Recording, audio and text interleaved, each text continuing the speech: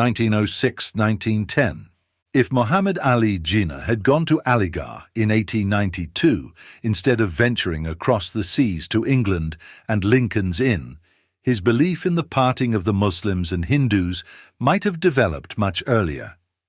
As it was, his political awakening had come in the British House of Commons when he was thrilled by the revival of liberalism under Gladstone. It was with the same conception and aims that he joined the Indian Congress, on the side of such moderates as Dadabhai Naoroji and G.K. Gokhale. At Aligarh he might have joined the early Muslim intellectuals. He might have believed, while still in his teens, in the prophecies of Sir Syed Ahmed Khan. But Jinnah did not admit this enlightenment until he was a much older man. By 1906, Aligarh College was 28 years old, and many of the ex-students had become an effective force in politics. They had learned an important lesson following the partition of Bengal.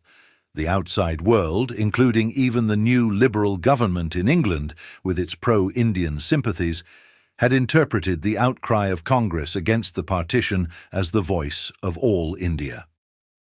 The 6 new members, who spoke in the Commons on February 26, 1906, referred to the Indian and the natives of the country, not to the diverging interests of Hindus and Muslims. At that time, of the 756 members of the Indian Congress, the Muslims numbered only 17.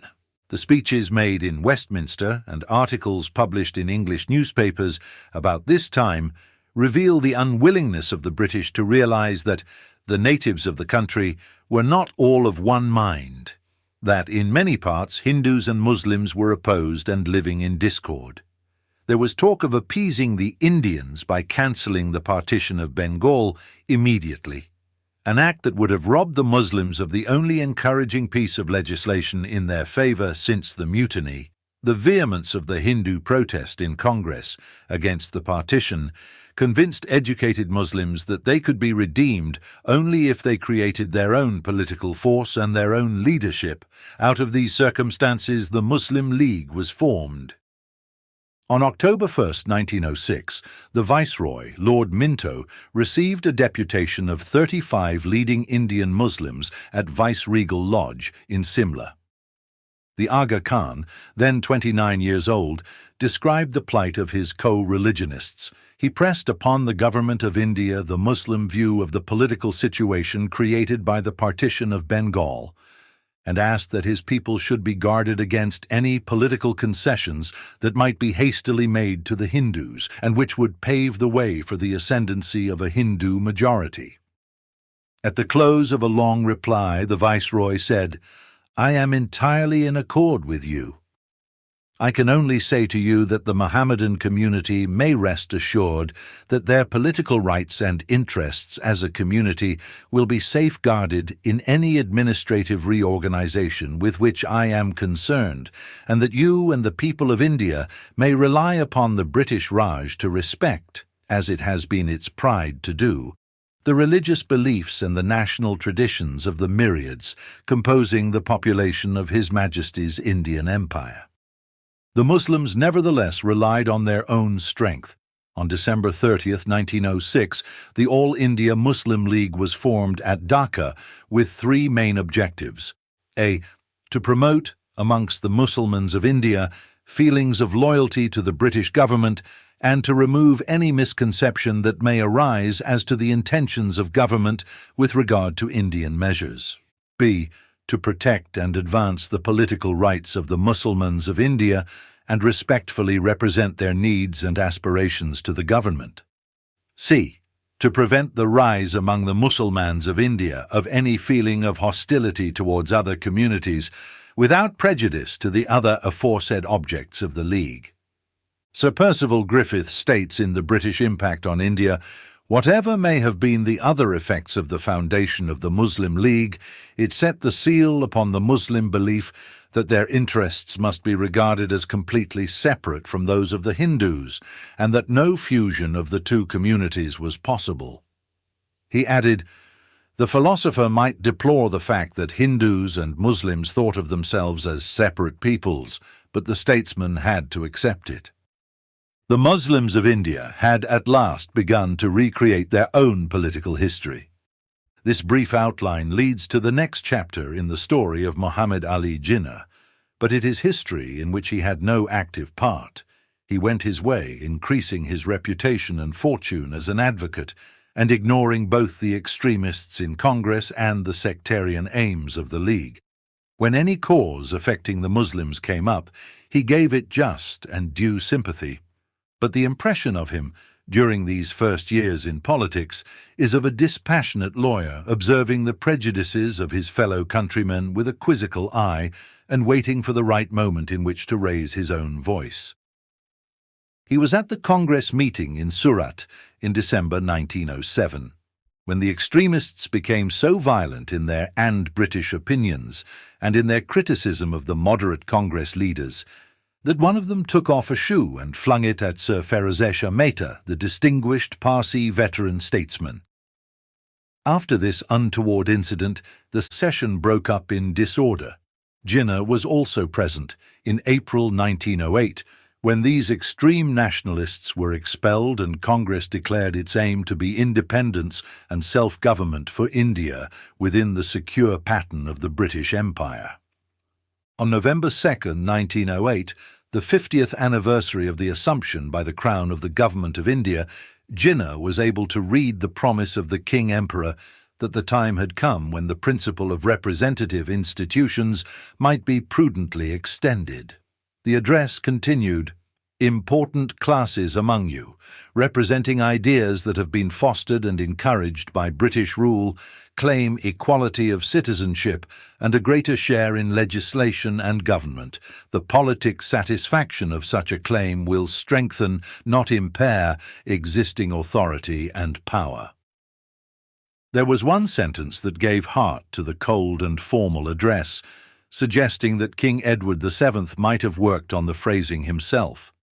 When he visited India as Prince of Wales in 1875-6, he had been shocked by the rude and rough manner of some of the officials. In a letter to his mother he had written, "Natives of all classes in this country will, I am sure, be more attached to us if they are treated with kindness and with firmness at the same time, but not with brutality or contempt." The memory of this young experience from 33 years before may have urged him to add at the close of his address, "Administration will be all the more efficient if the officers who conduct it have greater opportunities of regular contact with those whom it affects." Before coming to the reforms that followed the King Emperor's address, and which gave Muhammad Ali Jinnah his first lively opportunity in the direct government of his country, it would be helpful to consider what is meant by the Government of India as it was composed in 1908.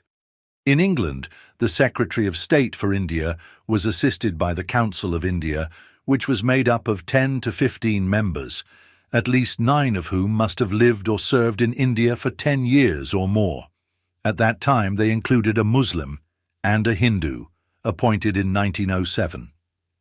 The Government of India, in India, was led by the Viceroy, assisted by an Executive Council or Cabinet of 6 members with the Commander-in-Chief as an extraordinary member, and this body enjoyed almost arbitrary rule over some 300 million Indian subjects.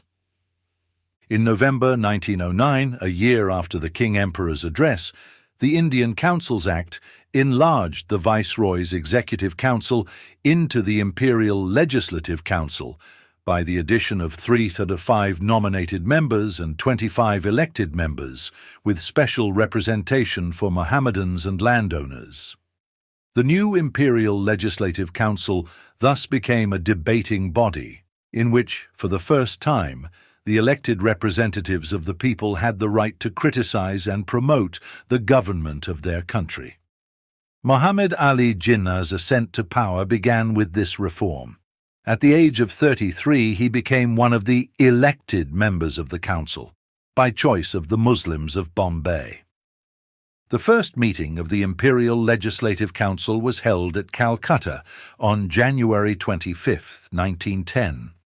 The new members belonged to a variety of religions, and they took their oaths in a variety of ways and languages. Mr. Macpherson, the legislative secretary, made his pledge on the Bible. The Honorary Maharajadiraj of Burdwan kissed a Gita, the holy book of Krishna, which he produced from his pocket.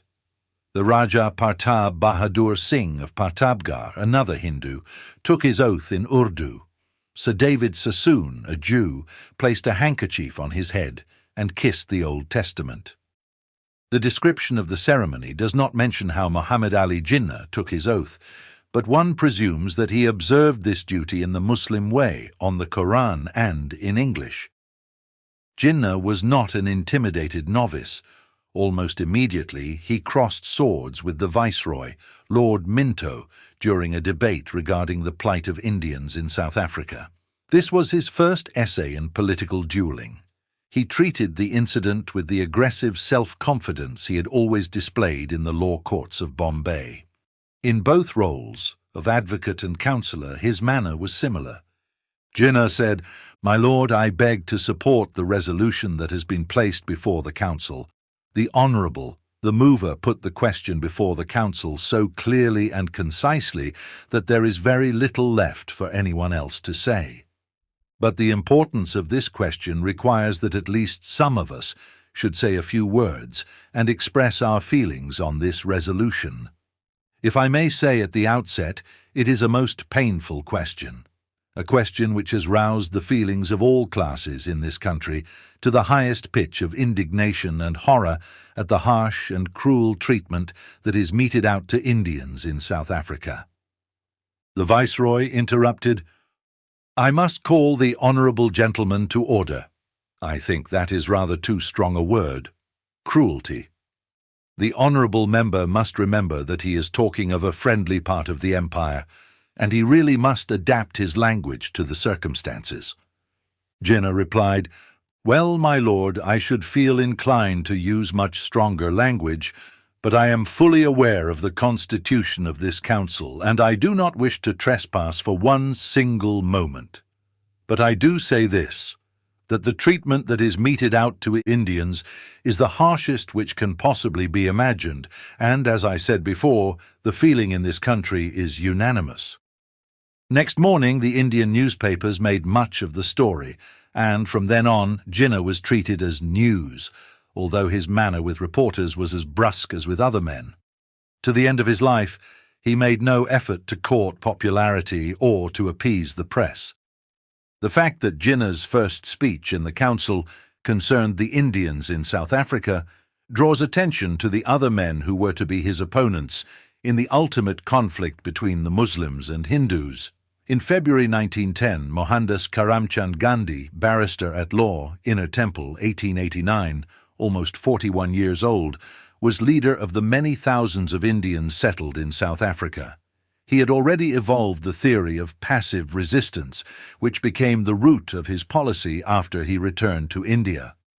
Pandit Jawaharlal Nehru, the more scholarly of the three reformers, who later became Gandhi's most devoted disciple and successor, had by that time come down from Cambridge and was studying law at the Inner Temple. All three men, who were to become the great protagonists in India's deliverance, were graduates of English Inns of Court. In the same month, when Jinnah had already learned how to argue with a viceroy, when Gandhi was fighting the cause of the Indians in the Transvaal, and Nehru was completing the saga of Harrow, Trinity, and the Inner Temple, Prince Louis of Battenberg, the future Earl Mountbatten of Burma, who was to be the mediator and judge in the final conflict, was a boy of 9.5 years, not yet at his preparatory school.